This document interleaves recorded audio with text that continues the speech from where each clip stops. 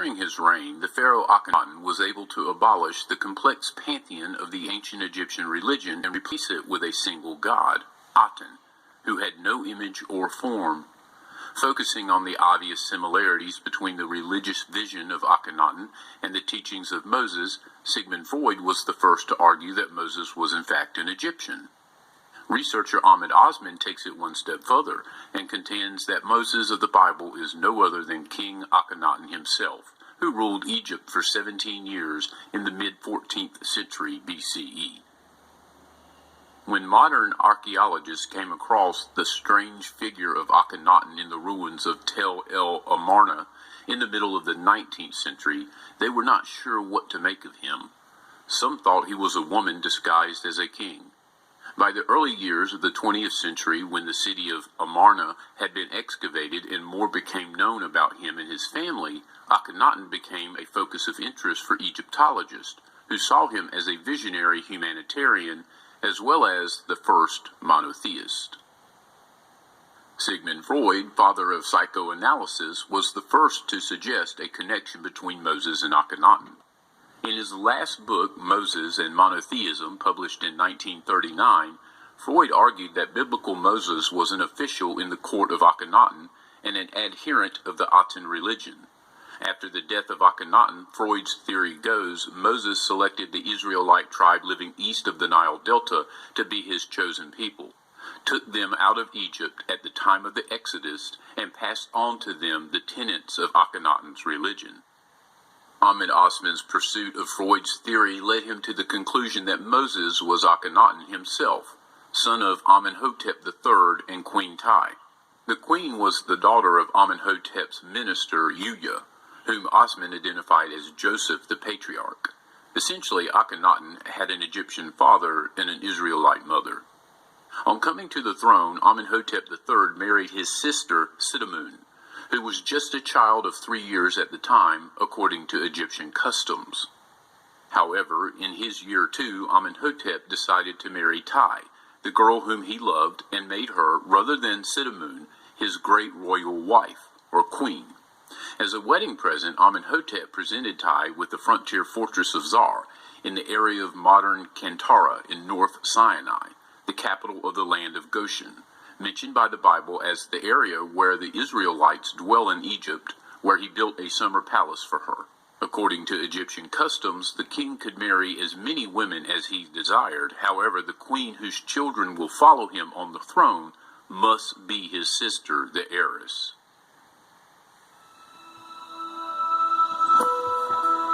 EVE Online is a vast universe.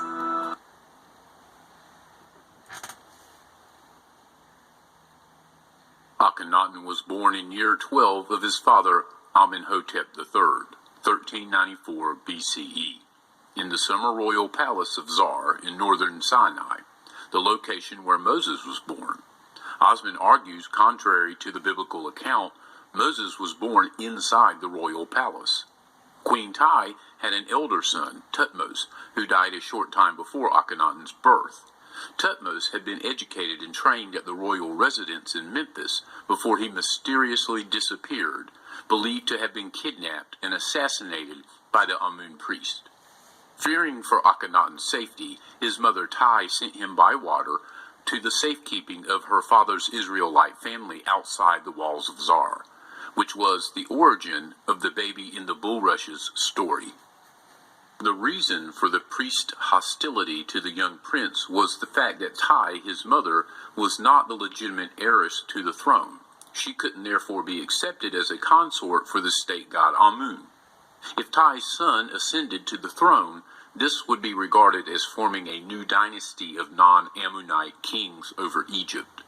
During his early years, his mother kept Akhenaten away from both royal residences at Memphis and Thebes. He spent his childhood at the border city of Zar, nursed by the wife of the queen's younger brother, General Ai.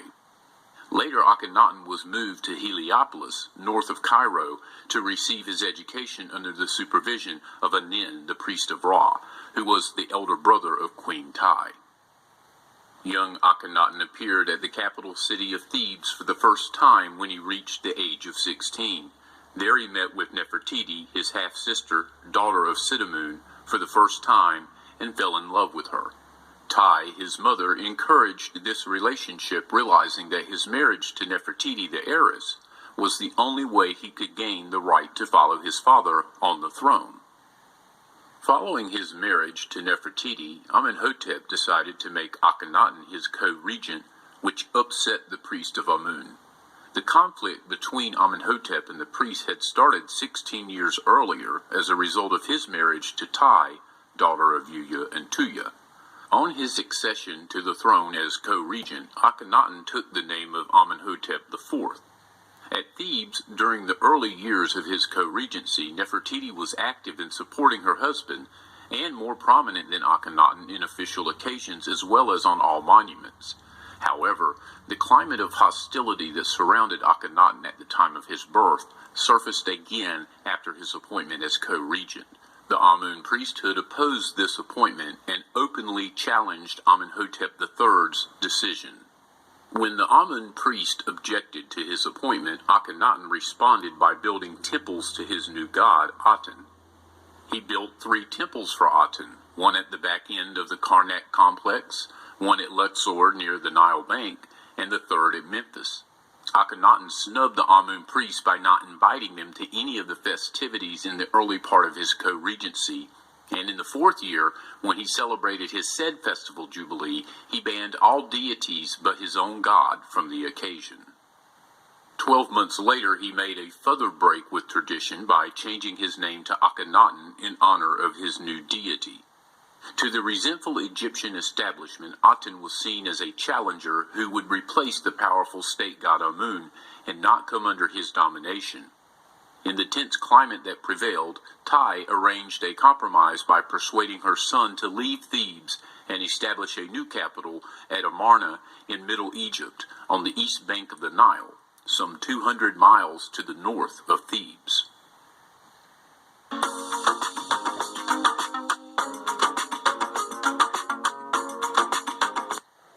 The situation calmed down following Akhenaten's departure, while Amenhotep ruled alone in Thebes.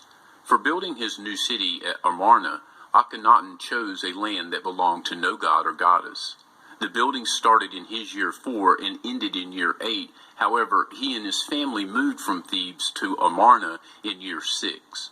Here, Akhenaten built his new capital, Akhenaten, the horizon of Aten, where he and his followers could be free to worship their god. Huge boundary stelae marking the limits of the city and recording the story of its foundation were carved into the surrounding cliffs. Akhenaten was a capital city possessed of both dignity and architectural harmony.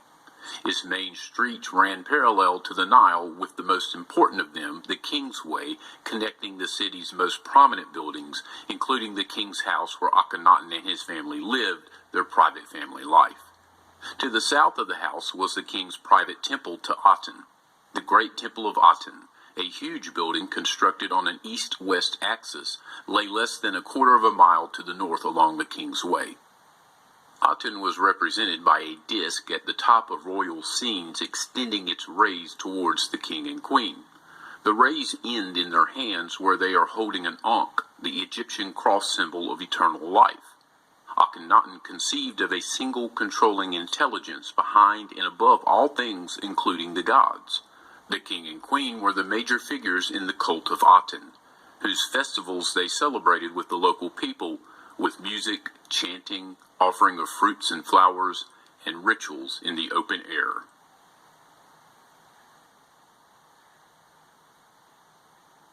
Following the death of his father, Amenhotep III, Akhenaten organized a great celebration in his year 12 for foreign princes bearing tribute because of his assumption of sole rule.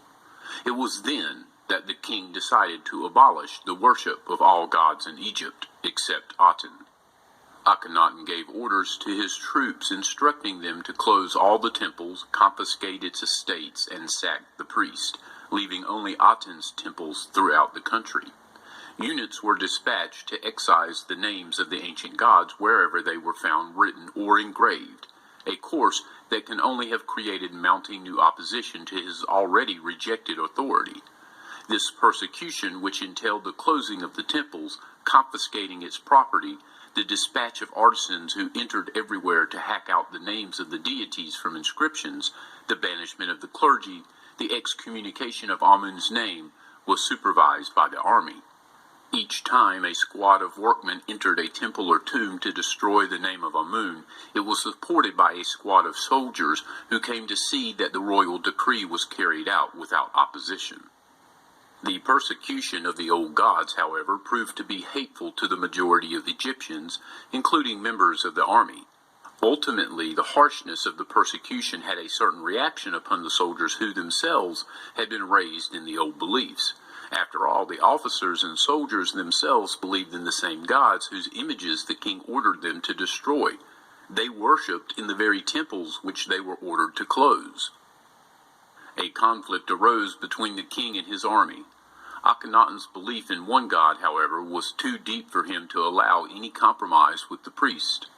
Horemheb, Pa-Ramses, and Seti planned a military coup against the king and ordered their troops from the north and south to move towards Akhenaten's location. Commander Ai, who received news of the troops' movements, brought his chariots to guard Amarna.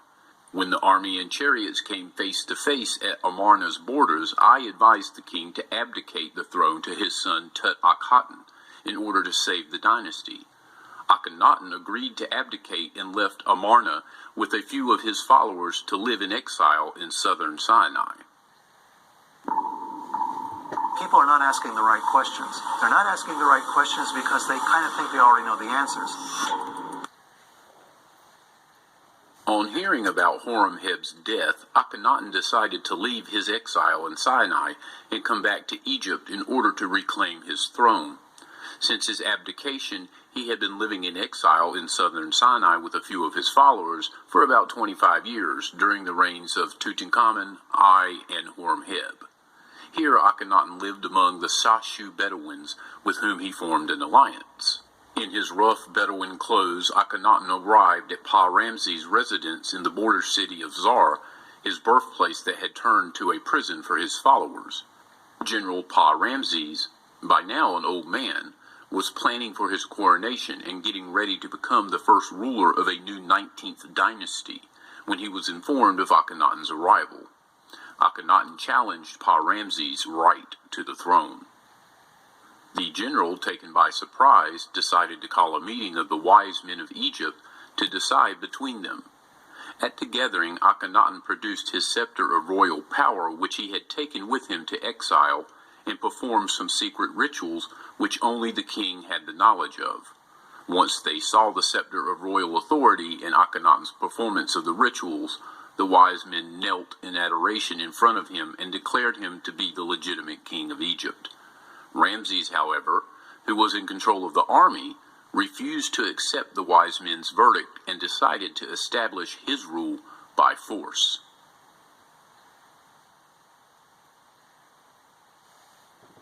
When Akhenaten realized that his life was threatened by Ramses, he escaped from Zar with some of his followers during the night and rejoined his allies in the Sinai. However, he refused to accept defeat and decided to carry on challenging Ramses' right to rule Egypt. Akhenaten gathered his allies in Sinai and decided to cross the borders of Egypt into Canaan, where he could establish his rule in foreign parts of the Egyptian empire in order to prepare an army to allow him to return and challenge Ramses. When Ramses got knowledge of Akhenaten's plan, he decided to go out with his army and crush the Bedouin power before they crossed the borders of Canaan. Ramses, however, died at this moment and was followed by his son Seti I. Seti left the body of his father for the priests to mummify and went out to chase Akhenaten and his followers in northern Sinai. A military confrontation took place in the very first days of Seti I, on the route between Zar and Gaza in Canaan. Just across the Egyptian border, he arrived at the fortified town of Gaza and stopped Akhenaten from entering it. Seti met Akhenaten in a face-to-face battle on top of a mountain and was able to damage his eye before he killed him and left his body unburied on the mount. This confrontation, which resulted in Akhenaten's death, later became part of a new version of the Osiris-Horus myth, where a confrontation took place between Horus and Set. Although the myth says that Horus won the battle, it was Set who killed Horus. Build custom industrial machines in Horus.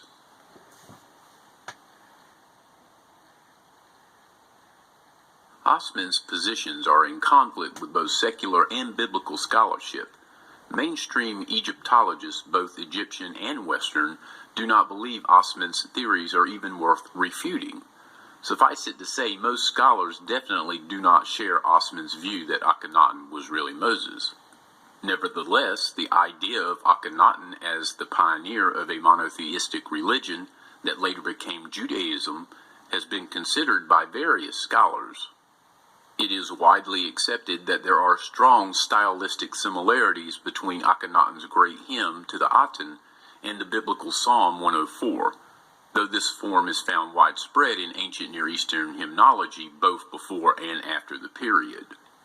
Others have likened some aspects of Akhenaten's relationship with the Aten to the relationship in Christian tradition of Jesus Christ with God, particularly in interpretations that emphasize a more monotheistic interpretation of Atenism rather than henotheistic. Some have viewed Akhenaten as a harbinger of Jesus. Quote, "After all, Akhenaten did call himself the Son of the sole God, thine only Son that came forth from thy body."